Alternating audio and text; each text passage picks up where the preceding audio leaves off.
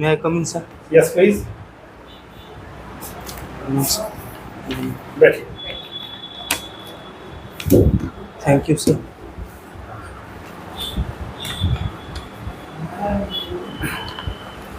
दीपक जी, जी सर्वप्रथम तो आपको ईएसआई परीक्षा पास करने की बधाई। जी आप ये धन्यवाद। बताएं कि इस इंटरव्यू के लिए आपने स्वयं को कैसे तैयार किया? सर हम अभी तक इससे पहले जो न्यूज़पेपर वगैरह से तैयार किए, उसके बाद सर के यहाँ आए। सर के मार्गदर्शन में लगभग 1.5 महीने से हम पढ़ रहे हैं, और जैसा हो हमने अपना तरीका से जो हुआ सर के माध्यम से बहुत अच्छा किया। व्यक्त करते हैं। आपने 2016 में ग्रेजुएशन किया है। जी क्या है कॉलेज का नाम आपका? Sir RSM degree college Shivaji degree Nagar. College. RSM क्या हुआ? Ram Lakhan Singh Ram Swaroop Mandal degree college Shivaji Nagar. राम लखन सिंह राम स्वरूप मंडल, ये दो अलग अलग व्यक्ति हैं या एक ही व्यक्ति है? नहीं सर, एक ही व्यक्ति। राम लखन सिंह राम स्वरूप मंडल डिग्री कॉलेज कहाँ पर है ये? शिवाजी नगर, कौन सा जगह? समस्तीपुर से। समस्तीपुर में है। जी बताइए कि आपने पॉलिटिकल साइंस का अध्ययन किया है, जी राजनीति शास्त्र की परिभाषा दी। सर, राजनीति शास्त्र सर वो विज्ञान है जिसमें मनुष्य को एक सामाजिक और राजनीतिक प्राणी होने के नाते उनसे संबंधित राज्य और सरकार के बीच अध्ययन करता है। मतलब राज्य और सरकार के बीच का अध्ययन है सर। राज्य और सरकार और सर राज्य सरकार और जनता के बीच का। जी एक व्यक्ति हुए चाणक्य, जी उन्होंने राज्य का सप्तांग सिद्धांत दिया था। जी बताइए कि ये सप्तांग सिद्धांत क्या था? सर, चाणक्य दिए थे सप्तांग सिद्धांत। उसमें मतलब राजा को 7 चीज़ फॉलो करने के लिए बोले थे। उस सप्तांग सिद्धांत में उनका था, पहले था राजा स्वयं, उसके बाद उनके मंत्री अमात्य हो गए, उनके बाद सर तीसरा में होते थे जनपद, चौथा में उनका क्या कहते हैं दुर्ग के बाद सेना को उन्होंने नाम दिया था दंड, उसके बाद मित्र था सर, छठा सातवां में याद नहीं कर पा। कोष जी, खजाना। सप्तांग सिद्धांत के अंतर्गत चाणक्य कहते हैं कि राज्य का एक 8वां पक्ष भी होता है जो राज्य को संगठित रखता है। बताइए कि सप्तांग सिद्धांत के अंतर्गत राज्य का वो कौन सा बाहरी तत्व है जो किसी राज्य को संगठित होने के लिए मजबूर करता है? यह पक्ष शत्रु है। अर्थात राज्य का अगर शत्रु है तो राज्य अपने आप को संगठित रखता है। पॉलिटिकल साइंस में हम लोग इंटरनेशनल रिलेशंस को पढ़ते हैं जी और भारत की विदेश नीति को संचालित करने वाले 4 सिद्धांतों के नाम बताइए। सर, सबसे पहले पंचशील समझौता, पंचशील हो गया सर, मैं याद नहीं कर पा रहा हूँ, सिर्फ पंचशील। ठीक है, गुजराल सिद्धांत और कृष्णा सिद्धांत क्या है? सर नहीं पता। कोई बात नहीं। अब मुझे लुक ईस्ट पॉलिसी और एक्ट ईस्ट पॉलिसी में अंतर बताइए। सर, इसके बारे में मैं कुछ नहीं जानता। ऐसा क्यों होता है दीपक जी कि ग्रेजुएशन स्तर पे हम लोगों ने देखा है कि बच्चे केवल एग्ज़ाम या फिर डिग्री लेवल में केवल ऐसी पढ़ाई करते हैं जिससे वो पास कर जाएं, मतलब थॉरो स्टडी नहीं करते हैं। हम तो अपने यूनिवर्सिटीज़ को विश्वविद्यालय कहते हैं, अर्थात जहाँ विश्व से छात्र पढ़ने आते हैं। आपको लगता है कि बिहार के जो विश्वविद्यालय हैं वो विश्वविद्यालय के पैमाने पर खड़े उतरते हैं? सर, ऐसा नहीं है सर, विश्वविद्यालय के पैमाने पर है, लेकिन होता यहाँ है ऐसा कि यहाँ विश्वविद्यालय में उस प्रकार से सर पढ़ाई नहीं होती है, उसमें शिक्षा में सुधार की आवश्यकता है। अभी फिर भी जैसे जिस यूनिवर्सिटी से मैंने ग्रेजुएशन किया हूँ सर, उसका पिछले वर्ष का 2021 में बिहार का नंबर 1 यूनिवर्सिटी में रैंक में आया है, और ओवरऑल टोटल 91वां यूनिवर्सिटी था पूरा। सब परिस्थितियाँ सुधर रही है जी। चलिए ठीक है, बहुत अच्छी बात है। ये बताइए कि ईएसआई के रूप में कार्य करते क्रम में आपकी सबसे प्रमुख 3 वरीयता क्या होगी यदि आप चयनित होते हैं तो? जी, सबसे 3 वरीयता सर, सबसे पहले मैं अपने कर्तव्यों को ईमानदारी के साथ निर्वहन करूंगा, और जो भी मतलब कि किसी भी चीज़ पर निर्णय लेने से पहले मैं उस पर अच्छी तरीके से सोच विचार करूंगा, उसके बाद निर्णय लूँगा, और मैं अपने कार्य के प्रति समर्पित रहूँगा। राष्ट्र के प्रति समर्पित जी।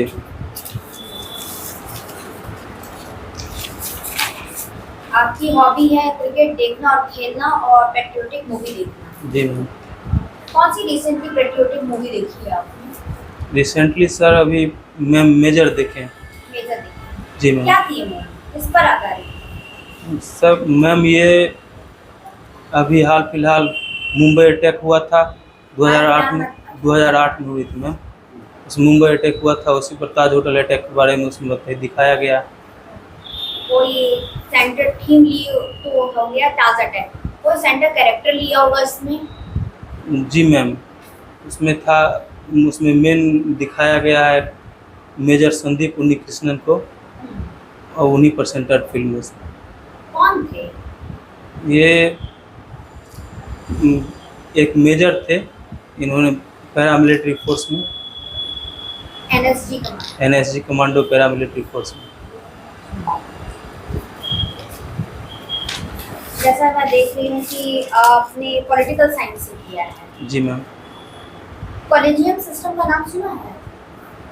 कॉलेजियम मैम एक बार हिंदी बोल सकते हैं? हिंदी भी कॉलेजियम ही बोलते हैं। कॉलेजियम ही होता है। मैं हिंट कर देती हूँ आपको। जी मैम। इससे जजेस का सिलेक्शन होता है, अपॉइंटमेंट का जो है ना, इसी के थ्रू होता है कॉलेजियम सिस्टम। अच्छा एक बात बताइए कि जो सुप्रीम कोर्ट में जज होते हैं वो कैसे चुने जाते हैं? सुप्रीम कोर्ट के जज का चुनाव अभी कौन है चीफ जस्टिस ऑफ इंडिया? अभी तो मैम एन.वी. रमन्ना है, और आगे अभी ललित सर बनने वाले हैं। तो उनका नाम किसने दिया है, सजेस्ट किसने किया है? इनका नाम ये मैम, जो जाता है वो अपने सक्सेसर का नाम बताते हुए जाता है। जी ये मुझे बताइए कि कहा जाता है कि India is the largest democracy, जी। ठीक है, फिर भी हमारी डेमोक्रेसी इंडेक्स में रैंक इतनी पीछे की क्यों है? क्या कारण लगता इसमें है? बहुत कारण है मैम, सबसे बड़ा कारण अशिक्षा और गरीबी। ये डेमोक्रेसी में जी मैम, गरीबी और अशिक्षा सबसे बड़ा हम कारण है। डिस्कस कीजिए कि अशिक्षा और गरीबी डेमोक्रेसी का कारण कैसे बना? मैम अशिक्षा डेमोक्रेसी का कारण है कि जब जहाँ जहाँ लोग शिक्षित है, जैसे अभी देख लीजिए मैम हमारे केरल का देख लीजिए, केरल में सबसे ज़्यादा शिक्षा है, लिटरेसी में वहाँ पर सबसे ज़्यादा शिक्षा में उच्च दर है, तो वहाँ पर जो क्या कहते हैं इसका हम बता नहीं पा रहे। जैसे आपने बोला ना कि केरला में सबसे ज्यादा शिक्षा दर है आपका, तो सबसे ज्यादा आतंकवादी भी तो वहीं से जान रहे हैं। हर साल ISIS में पकड़ाए भी वहीं से जाते हैं। ISIS जाने वाले लोगों की इस्लामिक स्टेट, PFI जैसे संगठनों का भी सक्रियता वहीं से पाई गई, केरला से। केरला से पाई गई है। जी ये तो डेमोक्रेसी के लिए और खतरा हो गया ना। जिस राज्य का लिटरेसी रेट इतनी अच्छी है, टॉप पर है, आतंकवादी भी तो वही बन रहे हैं, और वही आतंकवादी पे डेमोक्रेसी पे खतरा भी बनते हैं। जी। प्रश्न को थोड़ा और सिंप्लीफाई करके पूछा जाए कि डेमोक्रेसी में इंडिया का जो लेवल है, ठीक है, वो डेमोक्रेटिक जो आइडियाज और वैल्यूज होते हैं उनमें आप भारत को कहाँ पाते हैं? क्या भारत जो डेमोक्रेटिक कमिटमेंट है लोगों का, समानता, स्वतंत्रता, इन सब में भारत की क्या स्थिति है, और आप इसको संतुष्टिजनक मानते हैं? सर अभी तो फिलहाल संतुष्टिजनक नहीं कहा जा सकता है। अच्छा चलिए मुझे अंतिम प्रश्न ये बता दिए कि प्रियम्बल होता है, प्रस्तावना, ये क्या है? प्रस्तावना संविधान का, एक तरह से कहा जाए तो संविधान का सबसे पहले पेज में आता है, संविधान का एक भाग ही है। जैसे संविधान, सुप्रीम कोर्ट प्रस्तावना को संविधान का भाग नहीं माना है। प्रस्तावना प्रस्तावना संविधान का भाग नहीं है, ये बताया गया है। और प्रस्तावना में हमारे संविधान निर्माताओं के जो संविधान का जो आदर्श है, वो आदर्श प्रस्तावना में।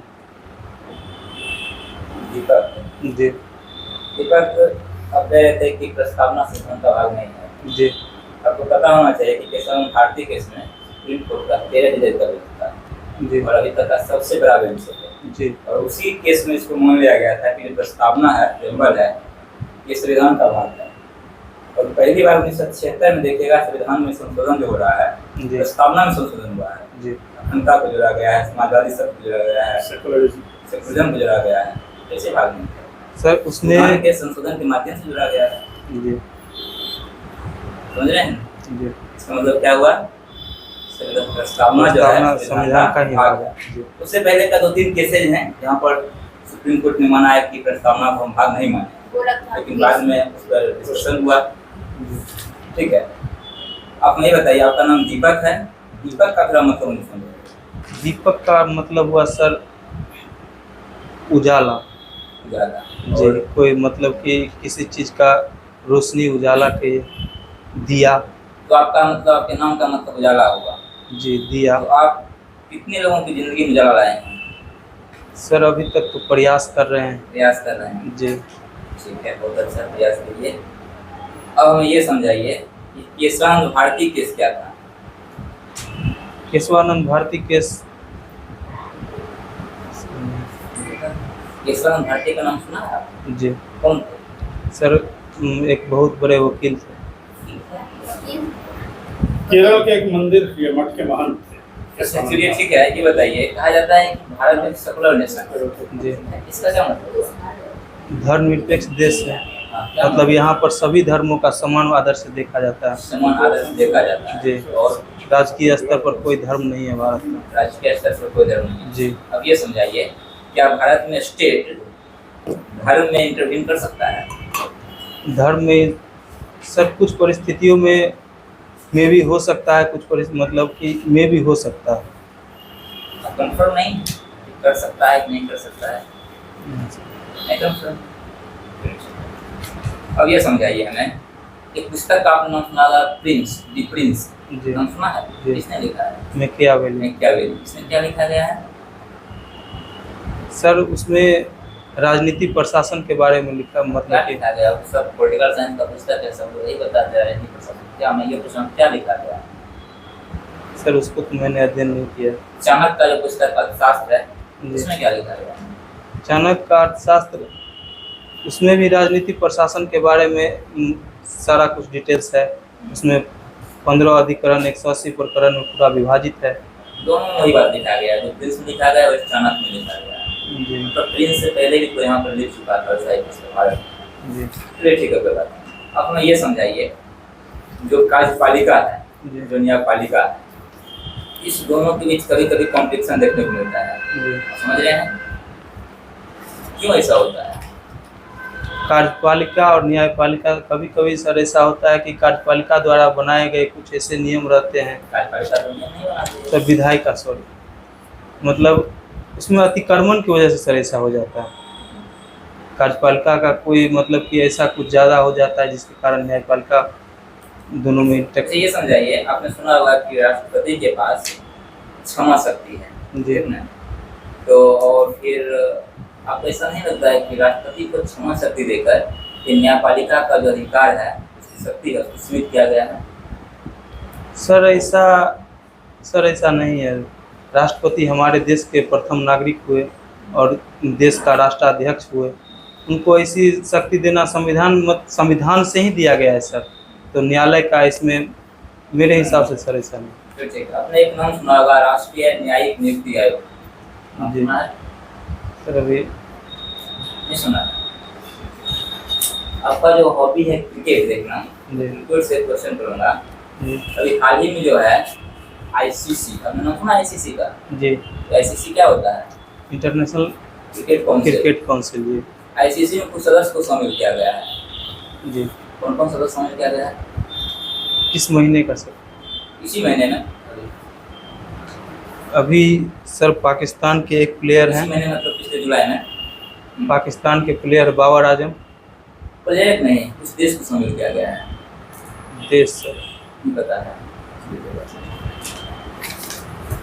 आप जिस जिले से हैं जी या फिर बिहार में ही कुछ 5 पर्यटन की संभावना वाले क्षेत्रों को बतलाइए। सर एक राजगीर हो गया, एक हमारे ज़िले समस्तीपुर में है मणिपुर देवी स्थान, उसके बाद फिर आपको बता दें कि बेगूसराय का गढ़पुरा में है महादेव मंदिर, समस्तीपुर में सर मेरे बगल में है महादेव मंदिर खेड़ी का, हरिहर नाथ मंदिर, और उसके बाद सर फिर सबसे लास्ट में यहाँ पर भी है पटना का बताना चाहेंगे सर जू।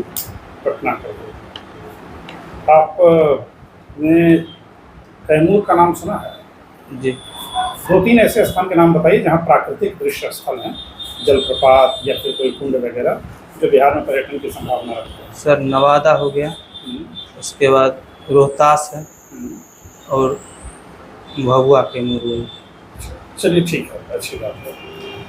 ये बताइए कि बिहार के बारे में जो हम लोग चर्चा करते हैं, तो बिहार अक्सर बोलता है कि बिहार का जो विकास का दर है वो राष्ट्रीय स्तर से ज़्यादा आगे। फिर ऐसा क्या कारण है कि बिहार में हम लोग देखते हैं कि जो संपन्नता जो है वो बहुत ज़्यादा डिस्ट्रीब्यूटेड नहीं है? आपको बिहार में गरीबी या ग्रामीण क्षेत्रों में बेरोजगारी काफ़ी ज़्यादा देखने को मिलती है। क्या आप बिहार की स्थिति से संतुष्ट हैं? आपको लगता है कि एक राज्य जिसका अतीत इतना विशाल रहा हो, जिसके मुगल साम्राज्य ने भारत को राजनीतिक रूप से एकीकृत किया हो और सीमाओं को सुरक्षित किया हो, क्या वर्तमान बिहार आपको उस स्तर को पाता हुआ दिखाई देता है? नहीं सर, वर्तमान कहाँ कमी है? सर कमी, सबसे बड़ी कमी सर यही बेरोजगारी हो गई, अशिक्षा है। सबसे बड़ी कमी आपको क्या होता है? आपने अशिक्षा बेरोजगारी। अशिक्षा और बेरोजगारी, ठीक है। आप थोड़ा सा हॉलिस्टिक उत्तर दीजिए। अशिक्षा और बेरोजगारी तो किसी राज्य का नीतियों का परिणाम है, और उसका समाधान क्या? मैं आपको एक सिंपल सा क्वेश्चन पूछता हूँ कि यदि 4 आम हैं और 6 लोगों में बराबर बराबर बांटने हैं, तो उसे कैसे बांटेंगे? 4 आम और 6 लोगों में बराबर बराबर आपको 6 लोगों को सर्व करना है बराबर बराबर, तो आप किस प्रकार से सर्व? तो 1.5। इसका तो एक उत्तर है कि या तो नहीं बांटा जा सकता, एक उत्तर है कि बांटा जा सकता है। सर मुझे मालूम पता नहीं चल रहा है। और तीसरा उत्तर हम अभी काउंट नहीं कर पा रहे। 4 आम को 6 लोगों में बराबर बराबर बांटे हैं, कैसे संभव है नहीं पता चल रहा है। चलिए कोई बात नहीं, ये सिंपल एक IQ का क्वेश्चन है। आप आम का मैंगो शेक बना देंगे तो आप 6 लोगों में बराबर बराबर बांट सकते हैं। आपने हॉबी दिया है पेट्रियोटिक मूवी देखना, ठीक है। पेट्रियोटिक मूवी में मुझे ये बताइए कि एक देश को अपने नागरिकों में देशभक्ति की भावना क्यों डालनी चाहिए? जैसे हम लोग देखते हैं 15 अगस्त मनाना, 26 जनवरी मनाना, या फिर देशभक्ति गीत गाना। एक देश को अपने नागरिकों में पेट्रियोटिज्म की फीलिंग क्यों डालनी चाहिए? सर हमको ऐसा लगता है कि देश में अगर देशभक्ति की भावना जगाने को, इससे देश मजबूत होता है। जब आपकी शिक्षा नीति में ऐसा कुछ है जो लोग देशभक्त बनेंगे? आपने आज तक शिक्षा ग्रहण किया है ग्रेजुएशन तक, आपको एक ऐसा चीज़ बताइए जिससे आपने पढ़ा हो और आपको लगा हो कि नहीं मेरे अंदर देशभक्ति की भावना इसको पढ़कर जागृत हुई है, या फिर आपने सिनेमा देखा हो तो आपको लगा हो कि नहीं सिनेमा देख कर भी मेरे अंदर देशभक्ति की भावना जागृत या दृढ़ हो। ठीक है, कोई अपनी देशभक्ति पसंदीदा फिल्म का नाम बताइए। सर अभी हाल फिलहाल मेजर देखे हैं। कौन है डायरेक्टर उसके? मेजर के डायरेक्टर हैं सर महेश बाबू। चलिए ठीक है, हम आपके उज्जवल भविष्य की कामना करते हैं। आप come back for feedback please. देखिए लुक वाइज तो काफ़ी अच्छा, आपने वेल प्रिपेयर्ड किया, ग्रूम किया खुद को, लेकिन आपको अध्ययन की जरूरत है। सर हम अध्ययन पूरा बहुत किए हैं, मतलब हम बोल नहीं, आज सब जीवन में मेरा पहला इंटरव्यू था ये, मतलब ऐसे हम बोल नहीं पा रहे हैं सर। नहीं कोई बात नहीं, हेजिटेशन एक चीज़ तो है जी, समझे। आज जीवन में पहला बार फेस टू फेस से बात कर रहे हैं। अच्छा, तो ऐसा कीजिए, आप आईने के सामने खड़े होकर बोलना या फिर टेलीविजन में टॉक शो देखना।